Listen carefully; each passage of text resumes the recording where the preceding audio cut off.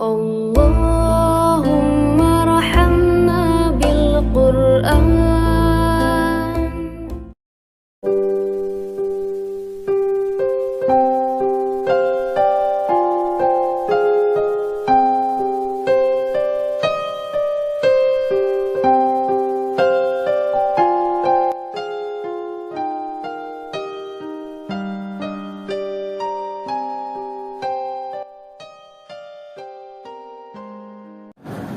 أعوذ بالله من الشيطان الرجيم.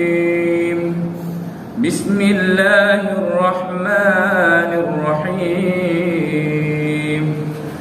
إن هذا القرآن يهدي للتي هي أقوم ويبشر المؤمنين الذين يعملون الصالحات أن لهم أجرا كبيرا وأن الذين لا يؤمنون بالآخرة أعتدنا لهم عذابا أليما. ويدعو الإنسان بالشر دعاءه بالخير وكان الإنسان عجولا.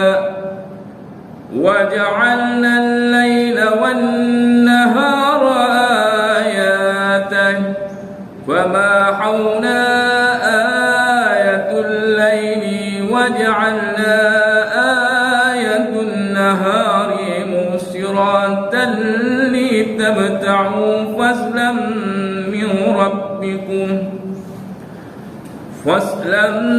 من ربكم ولتعلموا عدد السنين والحساب وكل شيء فصلناه تفصيلا. وكل إنسان ألزمناه طائره في الأفق ونخرج له يوم القيامة كتابا يلقاه المنشور. اقرأ كتابك كفى بنفسك اليوم عليك الحسيب. من اهتدى فإنما يهتدي لنفسه ومن ضل فإنما يضل عليها ولا تزر وزيرة وزر أخرى وما كنا معذبين حتى نبعث رسولا. صدق الله العظيم.